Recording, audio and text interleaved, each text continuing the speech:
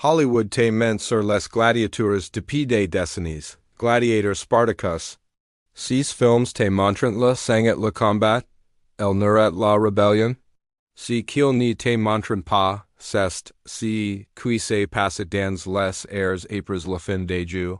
Quand le spectacle public se transforme en quelque chose de bien plus sinister. Je parle d'un système si dérangeant que les historiens modernes ont créé un nouveau terme latin pour le décrire, Victoria Carnels la victoire charnelle. Les Romains eux-mêmes ne l'appelaient jamais ainsi, parce que pour eux, ce n'était même pas assez remarquable pour nécessiter un nom spécial. C'était juste normal. Voici ce que nous savons avec certitude.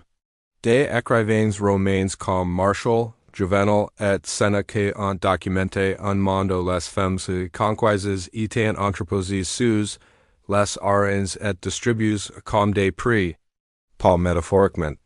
Littéralement remises comme des rations aux gladiateurs qui avaient bien performé. L'état romain, le gouvernement lui-même opérate ce système avec la même efficacité bureaucratique qu'il utilisait pour construire des aqueducs et des routes, pense à que la même civilisation qui nous donne le béton et le gouvernement représentatif et aussi perfection, l'industrialisation de la violence sexuelle. Avant d'aller plus loin, j'ai besoin que tu fasses quelque chose. Regarde le bouton j'aime maintenant. Si tu crois que l'histoire catchy mérite d'être exposé, même quand c'est inconfortable, appuie sur ce bouton et laisse un commentaire pour me dire duro dans le monde tu regardes. Parce que cette histoire ne parle pas seulement de Rome, elle parle de ce que font les empires quand personne ne regarde. Maintenant, descendons dans la hypogie. Pour comprendre ce qui se passe dans ces chambres souterraines, tu dois d'abord comprendre comment Rome transforme les êtres humains en inventaire. Ce n'était pas de la croûte aléatoire. C'était de la déshumanisation systématique à l'échelle industrielle. Et qu'a communiqué au moment où les légions romaines conquéraient un nouveau territoire. Quand Rome écrasait une rébellion en Gaule ou une antécédait une ville en Judée, les ne gagnaient pas juste une bataille, les traitaient une population entière. C'était comme une chaîne d'assemblage diocène pour la souffrance humaine. Les hommes engagés militaires envoient mourir dans les mines ou les arènes. Les enfants vendus aux marches d'esclaves à travers l'empire, les femmes désignées comme captives butins de guerre appartenant à l'État, deviennent vraiment glaquantes. Sous la loi romaine, ces gens n'étaient plus légalement humains. Ils étaient classes comme race, des choses, des propriétés. La même catégorie légale que les meubles ou le bétail. Une femme conquise n'avait pas plus de droits qu'une chaise. Tu pouvais lui faire n'importe quoi, et ce n'était même pas techniquement un crime. Parce qu'on ne peut pas commettre un crime contre un objet, mais Rome ne déshumanisait pas les gens seulement par la loi, les déshumanisant par le spectacle. Les jeux n'étaient pas seulement du divertissement, c'était du théâtre politique conçu pour dominer psychologiquement et la force les conquêtes et les propres citoyens de Rome. Quand tu regardais un chef germanique capture combattre un lion, tu n'y voyais pas juste un homme mourir. Tu regardais Rome démontrer ce qui arrive et quicken défie l'empire. Et pendant le calme de midi, quand la light partait de genre, c'est là que les choses devenaient vraiment sadiques. Les historiens appellent qu'à des charades fatales, des reconstitutions mythologiques où les prisonniers condamnés étaient forces de jouer des mythes célèbres, sauf que les morts étaient réels. Le poète Martial, écrivain au premier siècle après Jésus-Christ, décrit ces scènes avec une désinvolture troublante, comme si critiquait un restaurant. Il écrit et propose d'un prisonnier déguisé en Orphée, le musicien légendaire qui pouvait charmer n'importe quelle creature avec ses chansons. Il l'ont conduit dans l'arène avec une lyre en relique en hours. Martial note, presque de coup, que cette fois la musique n'a pas fonctionné alors que leurs massacrés l'homme pendant que 50 000 personnes mangeant des dates au meal. Dans un autre passage, et G te préviens, c'est profondément dérangeant, Marshall décrit une femme forcée de reconstituer le mythe de Pacifique qui s'accoupla avec un taureau sacré. Pour cette prisonnière, Thella signifiait être publiquement agressée par un animal devant des milliers de spectateurs jusqu'à qu'elle meure de ses blessures. Relis cas. L'État romain a conçu un système des êtres humains étant viols et morts par des animaux comme divertissement de midi. Si n'était pas le fantasme malsain d'une impure fou. C'était des décennies de procédure opérationnelle standard. Les sénateurs amenaient leurs enfants regarder. Les événements étant annoncés sur les murs à travers la ville. Les vendeurs vendaient collations. Marshall lui note Q2CQ le mythe nous raconte, la reine le rend real. Mais voici la chose qui devrait te terrifier, il écrit comme un compliment. Il fait l'éloge de l'efficacité du système. C'était l'environnement, cette machinerie industrialisée et bureaucratique de croûte, qui traitait aussi les femmes conquises dans le système de récompense pour les gladiateurs. Maintenant, parlons des hommes qui recevaient ces récompenses. Les gladiateurs existent dans une contradiction bizarre que Rome n'a jamais complètement résolue. Ils étant simultanément les membres les plus bas et les plus élevés de la société des esclaves avec moins de statut légal qu'Étienne. Mais des célébrites dont les visages apparaissant sur des mosaïques et dont les noms étant graffites sur les murs par des fans adorateurs. Les femmes de l'aristocratie étant obsédées par des graffitis antiques de Pompée appelant un gladiateur le supérieur des fiosettes, un autre la gloire des dames. Il y a des cas documentés de femmes nobles se faufilant dans les casernes de gladiateurs, payant des gardes pour des rencontres prévues. Le gladiateur Sergius a apparemment eu des liaisons avec plusieurs femmes patriciennes maries, causant d'énormes scandales. Encore plus étrange, leurs fluides corporels étant commercialisés. La sueur de gladiateur était collectée après les combats. Mélangé avec de l'huile d'olive et vendu comme aphrodisiaque et traitement de but. Pensez si niveau de culte de la célébrite. Si sont des hommes esclaves dont la transpiration est mise en bouteille et commercialisée aux classes supérieures. Mais Rome vivait dans une terreur constante de ces hommes. La rébellion de Spartacus, qui s'est produite en 73 avant Jésus-Christ, était gravée dans la mémoire culturelle romaine. 78 gladiateurs sustained à caps. Avait livré une armée à 70,000 hommes et avait fallu metrum et genu. Pendant 2 ans, ils ont humilié légion après légion. Quand Rome laissait finalement écraser, ils ont crucifié 6,000 survivants le long de la voie appienne. Un corps tous les 40 mètres sur 200 kilomètres, une forêt de croix sézérant de Rome et Capoue. Ce traumatisme n'a jamais quitté la psyche romaine. Chaque fois que gladiateur prenait une épée chaque laniste qui dirigeait une école de gladiateurs. Chaque spectateur dans les gradins, il se souvenait tous que ces hommes avaient une voix et terriblement proches de réduire Roman senders. Alors, comment contrôler des hommes incroyablement dangereux, incroyablement précieux, qui ont des griefs légitimes et les competences de combat pour agir to utilizes une combinaison de punition brutale et de récompenses calculées. Des rations de nourriture supplémentaires, de l'argent de prix, la liberté après assez de victoires. Mais les sources suggèrent autre chose, quelque chose de plus primitif. L'oxo femmes conquises. La documentation ICA est frustrante dispersée. Les écrivains romains le mentionnent en passant, comme si c'était trop évident pour expliquer en détail. Mais quand tu rassembles les références de Marshall, Juvenal et des sources ultérieures, un schéma émerge. Après une victoire particulièrement impressionnante, particulièrement pendant les grandes jeux finances par l'empereur ou des sénateurs riches, les gladiateurs qui survivaient et combattaient bien recevaient CEQ, les sources anciennes appellant vaguement les priviléges du vainqueur.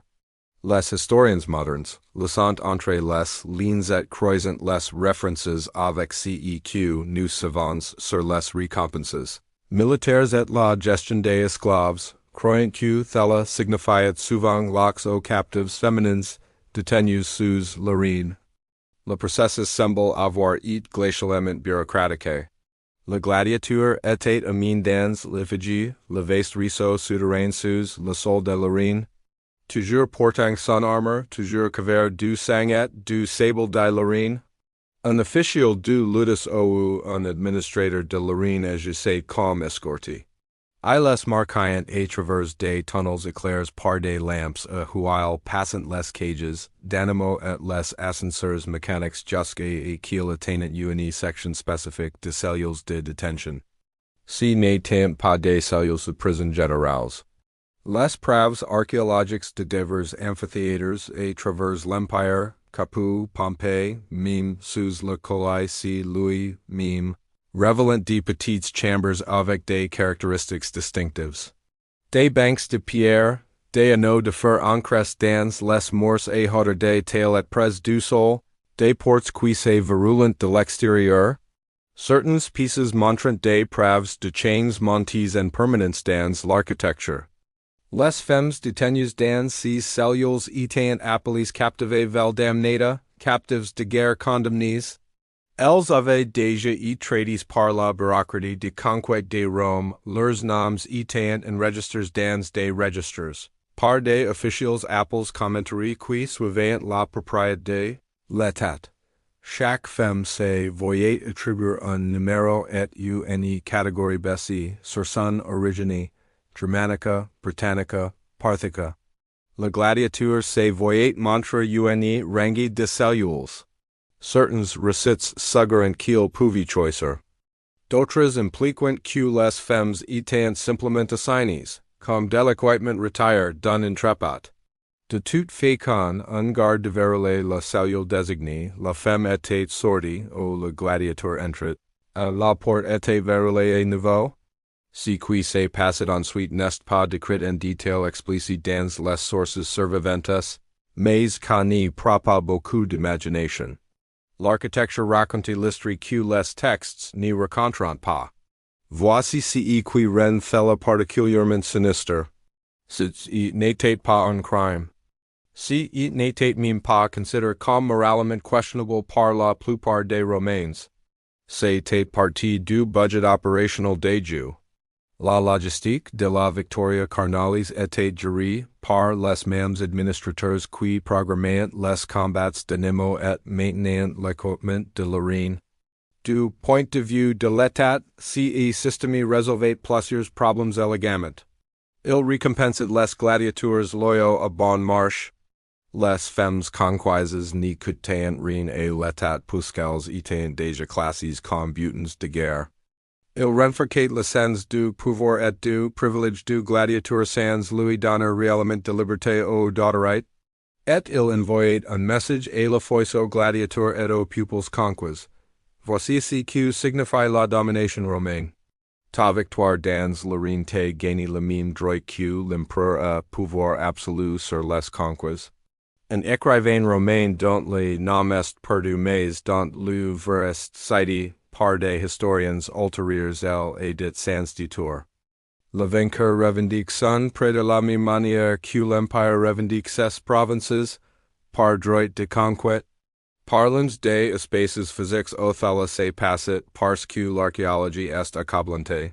Quand les archéologues ont commencé à excaver sous le Colossi au XIX siècle, ils s'intéressaient principalement à l'ingénierie impressionnante, les systèmes d'ascenseurs qui soulevaient les animaux au niveau de la reine, les tunnels complexes pour déplacer le personnel et l'équipement. Mais, à mesure que les excavations continuaient, ils en trouvent quelque chose qu'ils n'attendaient pas. Des chambers spécialisées qui n'y servaient aucun but logistique évident. Ces pieces sont petites, typiquement dix et 15 mètres cars. Elles sont situées dans une section séparée des hypogées, loin des cages d'animaux et des salles d'attente des gladiateurs. Leurs caractéristiques distinctives sont celles qui met les archéologues modernes mal à l'aise. Des banques de pierre bordant les murs. Mais contrairement aux banques dans d'autres chambres sociales sont construites et une hauteur spécifique. Des anneaux de fer sont ancrés dans les murs et plusieurs hauteurs. Certains au niveau du sol, certains à hauteur de taille, certains plus haute. Les portes sont emboîtées renforcées de fer et elles se verrouillent de l'extérieur. Les murs dans plusieurs chambres montrent des preuves de greffiers. Des angles désespérés essayant de creuser à travers la pierre solide. Le historien romain Cassius Dion, écrivain au XIIIe siècle après Jésus-Christ, mentionne que sous les amphithéâtres majeurs se trouvaient des chambres pour so attendant leur usage. La formulation est délibérément vague, mais dans le contexte, il discute de la logistique des jeux, spécifiquement la gestion des ressources humaines. Mais les preuves les plus troublantes viennent des graffitis. Dans la hypogée sous l'amphithéâtre de Capoue, la même ville où Spartacus I lance sa rébellion, les archéologues en trouvent des marques de griffiers sur les murs des cellules. Certains sont en latin, d'autres dans des langues de tout l'empire. La plupart sont fragmentaires, mais quelques sont lisibles. L'une, écrite en latin grossier par quelqu'un clairement pas locuteur natif, se traduit approximativement par J. T. Amelia de Brigantes, J. Vous mes enfants tous, maintenant je ne suis rien. Une autre dans ce qui semble être du celtique et traduit comme étude qui écoute les mémoires avant demain. Ce ne sont pas les voix que l'histoire préserve typiquement. Les chroniques romaines nomment les empereurs et les généraux, suivant les victoires militaires et les réalisations architecturales. Elles n'enregistrent pas les noms des femmes conquises cataloguées comme propriétés, mais les pierres se souviennent. L'architecture elle-même nous dit quelque chose de crucial. Ce système était conçu pour l'efficacité et la répétition. Ce n'était pas des lieux d'agression improvisés. C'était des installations construites et dessinées entretenues, avec des caractéristiques de conception spécifiques destinées à faciliter ce qui se passait à l'intérieur. Compare Thella et la Facon, dont Rome gérait d'autres aspects de la gestion gladiatoriale et le schéma devient clair. Les casernes de gladiateurs, les installations pour animaux, le stockage d'armes, chaque élément de l'infrastructure de l'arène était soigneusement planifié et standardisé à travers l'empire. Les chambres des captives suivaient le même schéma. C'était une infrastructure sponsorisée par l'État pour l'abbé systématique. Certains historiens soutiennent que nous ne devrions pas trop lire dans ces chambres, qu'elles auraient pu être utilisées à diverses fins, que nous projetons des préoccupations modernes sur des preuves ambiguës. Mais quand tu combines l'architecture avec les références littéraires, le schéma de la culture militaire romaine et la logique de base sur comment le système fonctionnait, l'image devient douloureusement claire. Maintenant, nous devons affronter la partie la plus dure de cette histoire. Ce que cela signifiait réellement pour les femmes piges dans ce système. L'histoire est presque complètement silencieuse sur leurs expériences individuelles. Nous n'avons pas de journaux. Nous n'avons pas de témoignages. Ce que nous avons, ce sont des registres qui les listent comme des numéros et des inventaires de propriété qui les décrivent comme du bétail. Femmes dramatiques, environ 20 ans, bonne santé, assignées à la détention du colisée. Mais nous pouvons reconstituer le cauchemar à partir de ce que nous savons sur le processus de conquête. Ces femmes n'étaient pas des prisonnières aléatoires. Elles venaient de contextes spécifiques de traumatisme absolu. Quand Rome conquérait une région qui résistait, pendant les guerres de Judée ou la suppression de la révolte britannique menée par Boudicca, les conséquences étaient méthodiques. La procédure militaire romaine dictate qu'après la bataille finale, la population civile serait traitée. Les hommes engagés de combattre étaient tous réduits en esclavage pour le travail dur. Les enfants en desis d'une certaine gigi tant separs et vendus aux marches d'esclaves à l'est. O iles ni reverient jamais leur patrie ou leurs familles. Les femmes exigent de procréer étant désignées comme captivées et transportées enchaînées vers des installations de détention. Pour une femme dans cette situation, le voyage vers la reine était déjà une discente à travers plusieurs cercles de l'enfer. Tu avais regardé ton village brawler. Tu avais vu tes enfants eric sous tes bras hurlant. Tu avais été enchaîné à des dizaines d'autres femmes et marché sur des centaines de kilomètres jusqu'à Rome. Tu avais été vêtu, examiné comme du bétail, assigné un numéro, et enfermé dans une cellule sous le plus grand monument de la civilisation qui avait d'être ici que tu connaissais. L'attente était sa propre forme de torture. Tu pouvais tout entendre. Le rugissement de la foule au-dessus alors que des gens que tu avais pas être connus étant exécutés, de façons créatives pour le divertissement, les cris animaux massacres, les acclamations quand un gladiateur délivrait un coup mortel particulièrement habile. Et tu savais que tu n'y partirais jamais? Il n'y avait pas de système de rencontre, pas d'échange de prisonniers, Rome n'y négociait pas avec les conquis. Ton pupil labas, si avez même survécu, n'y saurais jamais si qui t'était arrive. Tu disparaîtrais simplement dans la machinerie de l'empire. Puis venait les pas. La porte de la cellule s'ouvrait, le choix étant fait, la porte se refermant et se verrouillant à nouveau avec toi du mauvais. Quitte avec un homme qui venait de passer l'après midi et tour des gens pour le divertissement. La loi romaine n'y fournissait aucune protection. Tu n'y pouvais pas faire appel aux magistrats parce que légalement tu n'étais pas une personne. Tu n'y pouvais même pas te suicider l'une des rares échappatoires que la culture romaine voyait parfois avec respect parce que si tu parvenais, à le faire tu priverais l'état de ses propriétés ton corps serait quand même utile juste différemment.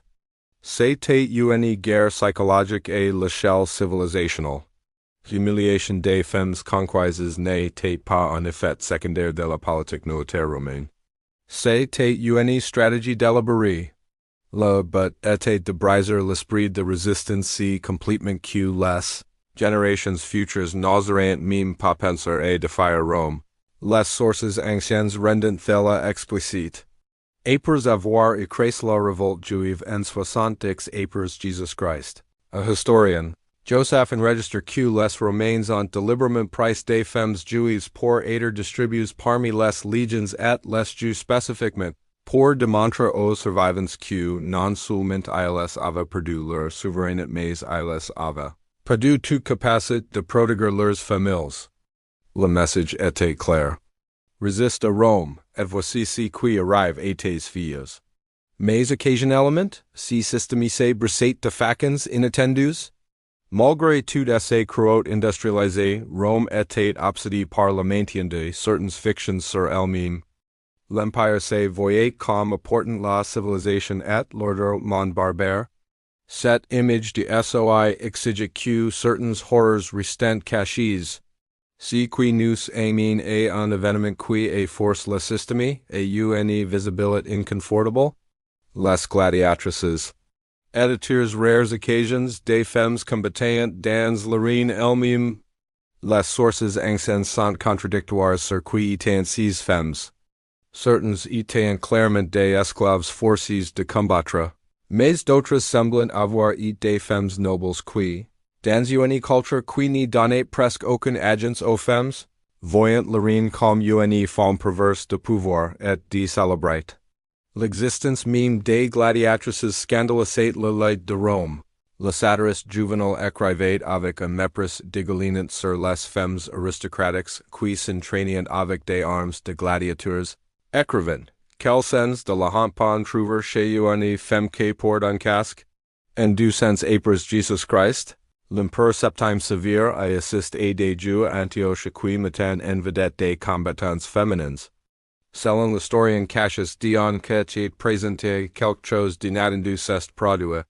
Le public grec a régi avec choquet in confort, traitant les combats avec les hellenic kiel donnerant aux gladiateurs masculins.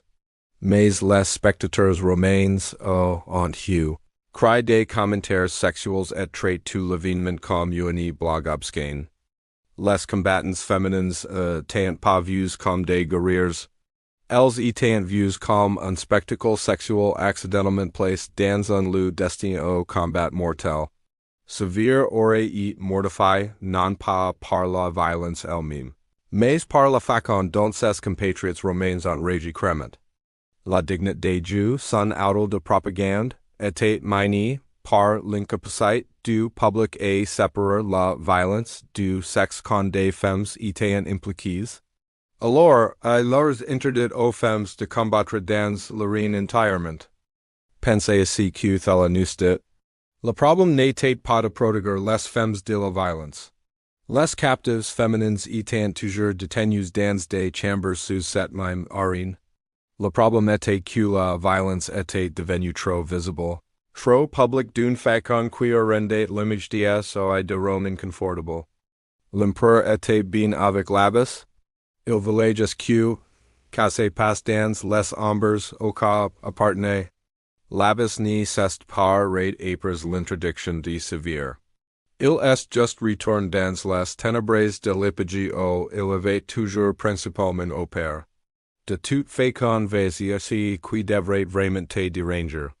Ce système ne cesse pas terminé avec une prise de conscience morale. Les Jews ont continué pendant des siècles, même après que Rome se soit officiellement converti au christianisme au 4e siècle après Jésus-Christ. Les Jews de gladiateurs ont persisté pendant des décennies. Le dernier combat de gladiateurs enregistré s'est produit en 404 après Jésus-Christ quand mon nom Telemachus saut dans l'arène. Pour arrêter un combat et été par une foule outrée. Seulement alors l'empereur Honorius a-t-il définitivement interdit le combat des gladiateurs. Mais même cela n'a pas mis fin au système de captivité sous les arènes. L'infrastructure est restée. La pratique de prendre des captifs de guerre est restée procédure militaire standard tout au long de la période byzantine. Le système est finalement disparu non pas à cause du progrès moral mais parce que l'empire romain lui-même s'est effondré. La machinerie de conquête s'est arrêtée. Donc l'approvisionnement en captifs s'est taré. L'institution est morte par manque de ressources, pas par évolution éthique.